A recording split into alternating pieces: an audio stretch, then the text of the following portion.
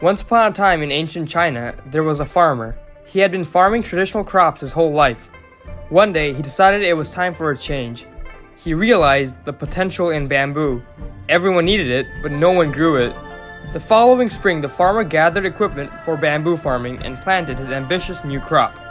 His family and neighbors scoffed at him, saying bamboo plants have been attempted and failed many times, and there was no way he would succeed. The growing and harvest seasons came and went. Nothing. The next spring, he stayed true to his plan. He stayed persistent. He tended to his bamboo. The growing and harvest seasons came again and went again. The third and fourth years brought nothing new. As the fifth spring came, he once again tended to his crop. Come growing season, he woke up one morning to an amazing sight. His bamboo hadn't just sprouted, but grown several feet in height overnight. By the end of the season, he had his very own bamboo forest. This is an ancient Chinese story about persistence and hard work. What goals are you working towards? Whatever it may be, just remember that hard work and sacrifice, even with shallow or no rewards, will pay out. Perhaps it may even happen overnight. That brings us to today's video.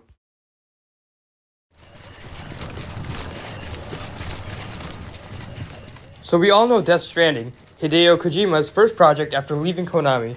Death Stranding is a Strand-type game where you play as Sam Porter Bridges in a desperate call to reunite and reconnect America after a cataclysmic event that shook the world called the Death Stranding. Rain is now toxic and makes everything it touches rapidly age. The bridge between living and dead are destroyed, meaning when people die, their ghosts stick around and make life miserable, and humanity is now on the brink of extinction.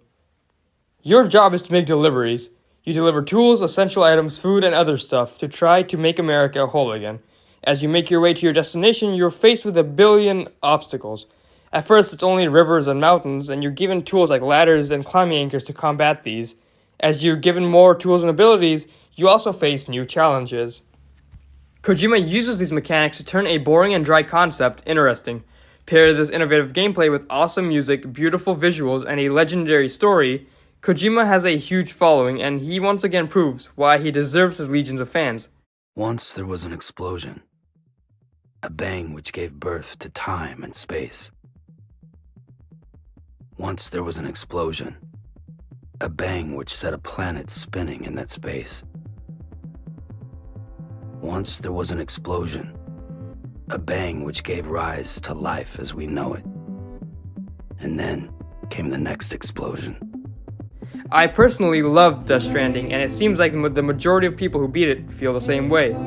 Even though the game has its following, it received criticism, and people started turning away. But if you stay persistent, the bamboo might just sprout overnight and grow into a beautiful bamboo forest. This is undoubtedly one of the most misunderstood video games of the generation. To understand and know, play my tricks, fragile mind, risk your head on me, shut my eyes, I'm not here. There must be some mistake. Don't be so serious.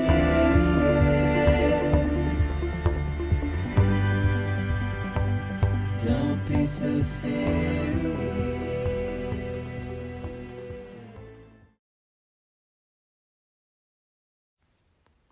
Death Stranding became sort of a meme, walking simulator they called it, and at first it actually feels like one. However, as the game grows, it becomes less of a walking sim. As I usually do with reviews, let's get the bad stuff out of the way. In my opinion, the biggest issue with Death Stranding is the pacing. The game is about 40 hours, and in my opinion, it has no business being anywhere around that length. Because the game is so long, the story takes a while to unfold, and it's hard to stretch story out like Death Stranding's up to 40 hours. As a result, this game will very easily become a chore. Deliver this, next up deliver this, okay now go back and get this, now deliver this, now deliver that, and on and on and on. Death Stranding being a Strand-type game allows you to use structures other players have built. As you reconnect America, you unlock different types of structures to help you with certain obstacles. You are also a porter, which means you have a literal inventory management system, which also really isn't that bad. The gameplay really isn't too bad. You have an endless amount of tools to help you. Like seriously, you're given a lot. My favorite of which has to be the zip lines you can build to cut through entire mountain ranges. Using the reverse strike was another highlight for me. You guys don't know how fun blazing through terrorist territory in seconds is.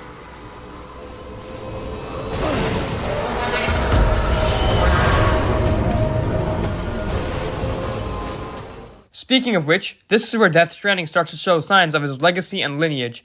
The mule camps introduce stealth mechanics. You have missions where you're supposed to infiltrate said camps and steal the packages from mules, which are mellowed down terrorists who won't kill you. They'll just steal your cargo. You're supposed to sneak into their camps and grab the stolen cargo, and then sneak out without being noticed. Or, you can blitz in there with your reverse truck and use stun bombs while alerting every mule in the camp. It just depends on if you're willing to invest your materials into building a reverse strike and stun grenades. Other than terrorists and mules, you'll have to deal with BTs. These take a little practice to get around, but they can really stress you out when you first encounter them. Your little BB, which stands for Bridge Baby, is a modified baby which isn't connected to the world of the living, nor the world of the dead. Specific people with a condition called Dooms can utilize these bridge babies to see BTs. A BT stands for beach thing. They are souls of the dead who aren't able to go to their beach, aka afterlife. The cataclysmic Death Stranding is what causes this. The protagonist Sam conveniently has Dooms. Therefore, Sam can use BB-28 to sort of see beach things. As you walk past the BT, your scanner will start beeping and pointing towards it. To get past the BT without being noticed, you have to hold your breath and slowly crouch by. After a bit, BTs get annoying more than anything. Next up, let's talk bosses. I personally like them. They're colossal BTs that turn the entire map into like a tar field. You have to parkour your way around submerged buildings and floating vehicles while shooting at the BB with grenades that contain your own blood. In other instances, you're transported to war zones, specifically World War I, World War II, and Vietnam. Here, the game turns into a third-person shooter. These war zones are sort of significant to the story as they're the beach of Clifford Unger, who is a significant figure in the story. As far as the gameplay goes, this pretty much covers everything.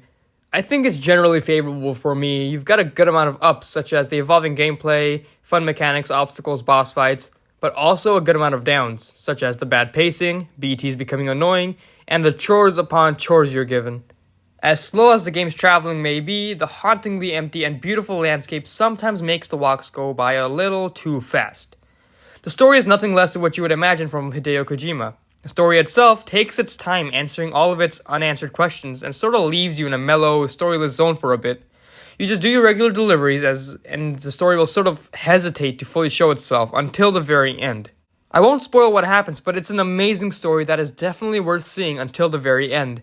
The game consists of 14 main chapters, plus a prologue. Each chapter is named after a different character. The story is so masterfully written that these characters and their own respective story arcs flow and melt beautifully with the main story itself.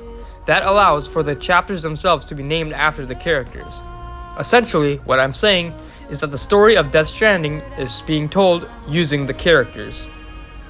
Chapter 1 is fairly short, only consisting of one delivery. 2 is fairly long, while 3 takes about a third of the game. The rest of the chapters will range from taking 30 minutes to about 3 to 4 hours. The ending of the game is one of my personal favorites. In my opinion, the ending alone takes the whole 40 plus hours and makes it completely worth it. Additionally, the game is filled with Kojima's creative works and fourth wall breaks.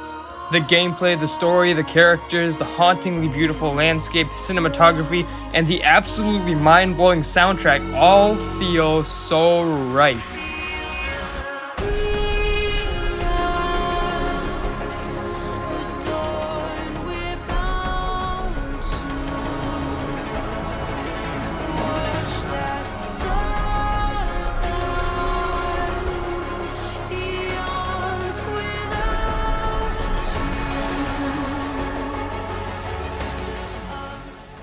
The game clearly has a lot of hard work put into it.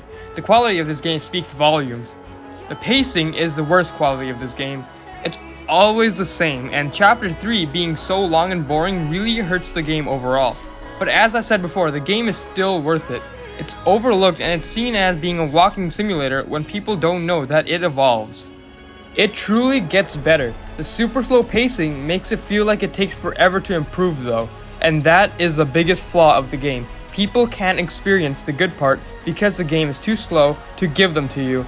The story takes forever to open up, and it essentially seems like a Mario saving Peach from Bowser's Castle type story for the majority of the game. Those aren't even my words. The protagonist, Sam Porter Bridges, says those exact words when describing his journey so far. This is the biggest flaw that really makes all of the criticism seem plausible.